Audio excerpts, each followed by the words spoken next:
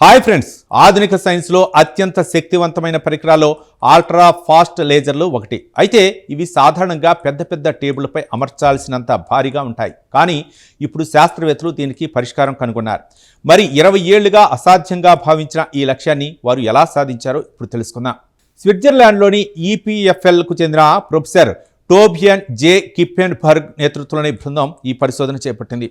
జర్మనీలోని హెల్మ్హోల్ట్ జెమ్ట్రమ్ డెస్టెన్స్ రోసెండర్స్ పరిశోధకులు కూడా ఇందులో భాగస్వాములయ్యారు. ప్రయోగశాలలో పెద్ద టేబుళ్లపై అమర్చాల్సిన ఫెమ్టోసెకండ్ లేజర్ వ్యవస్థలను చిన్న ఫోటోనిక్ చిప్లో అమర్చే సాంకేతికతపై వారు పరిశోధన జరిపారు.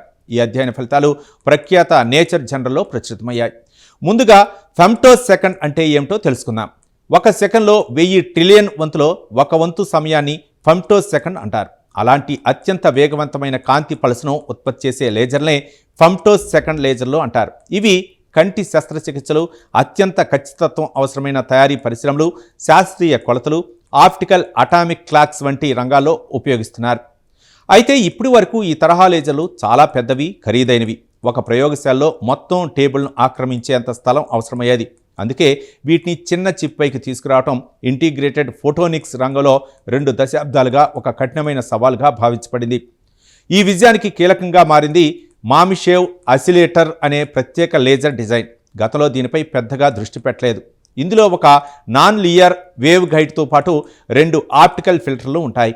శక్తివంతమైన లేజర్ పల్స్ ఈ వ్యవస్థలో ప్రయాణించే సమయంలో విస్తరించే మరింత స్థిరంగా మారతాయి. బలహీనమైన కాంతి మాత్రం ఫిల్టర్ల వద్దే ఆగిపోతుంది. ఫోటోనిక్ చిప్పుల్లో కాంతి చాలా చిన్న మార్గంలో ప్రయాణిస్తుంది. దీంతో కాంతి తనతో తాను బలంగా పరస్పర చర్య జరుపుకుంటుంది. సాధారణంగా ఇది లేజర్ పనితీరును దెబ్బతీసే అవకాశం ఉంటుంది. కానీ మామిషేవ్ ఆసిలేటర్ డిజైన్ ఈ సమస్యలను గణనీయంగా తగ్గించి స్థిరమైన పనితీరును అందించిందని పరిశోధకులు చెబుతున్నారు. ఈ కొత్త చిప్ లేజర్ పనితీరు కూడా ఆకట్టుకునేలా ఉంది. ఇది 1.05 నానోజుల్స్ పల్స్ ఎనర్జీని కేవలం 147 ఫెమ్టోసెకండ్ల పల్స్ వ్యవధిని నమోదు చేసింది. ముఖ్యంగా సంప్రదాయ టేబుల్ టాప్ ఫెమ్టోసెకండ్ లేజర్ల స్థాయిలో పనితీరును ప్రదర్శించడం ఈ ఆవిష్కరణ ప్రత్యేకత.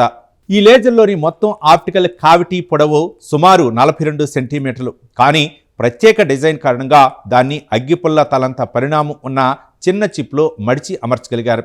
దీంతో భారీ లేజర్ వ్యవస్థలు ఇప్పుడు చిన్న చిప్ల రూపంలో అందుబాటులోకి వచ్చే అవకాశం ఏర్పడింది. ఈ సాంకేతికతకు మరో పెద్ద ప్రయోజనం కూడా ఉంది. ఫోటోనిక్ చిప్లను కంప్యూటర్ చిప్ల మాదిరిగానే భారీ స్థాయిలో తయారు చేయవచ్చు. ఒకే వాఫర్పై 1000కి పైగా లేజర్ వ్యవస్థలను ఒకేసారి ఉత్పత్తి చేసే అవకాశం ఉందని పరిశోధకులు చెబుతున్నారు. దీనివల్ల ఖర్చు గణనీయంగా తగ్గవచ్చు. ఈ చిప్ ఉత్పత్తి చేసే కాంతి శక్తి కిలోవాట్ స్థాయి పీక్ పవర్ను చేరుకుంటుంది. అందుకు ఇప్పటి వరకు ఖరీదైన ప్రయోగశాలకే పరిమితమైన అనేక అప్లికేషన్లు భవిష్యత్తులో మరింత అందుబాటులోకి రావచ్చు.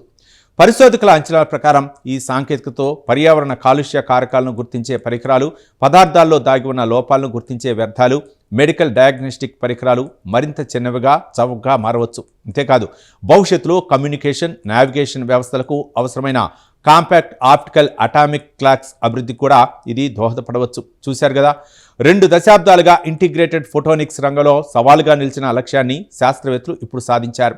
ఒకప్పుడు మొత్తం ప్రయోగశాల టేబుల్ను ఆక్రమించే శక్తివంతమైన ఫెమ్టోసెకండ్ లేజర్ ఇప్పుడు చిన్న చిప్లో ఇమిడిపోయింది. భవిష్యత్తులో అత్యాధునిక లేజర్ సాంకేతికతను మరింత చౌకగా అందుబాటులోకి తీసుకురావడంలో ఇది కీలకమైన మైలురాయిగా మారవచ్చని పరిశోధకులు చెబుతున్నారు. ఈ ప్రత్యేక కథనంపై మీ అభిప్రాయాలను కామెంట్ ద్వారా తెలపండి. వీడియో నచ్చితే లైక్ చేసి ఛానల్ని సబ్స్క్రైబ్ చేయండి. Thank you.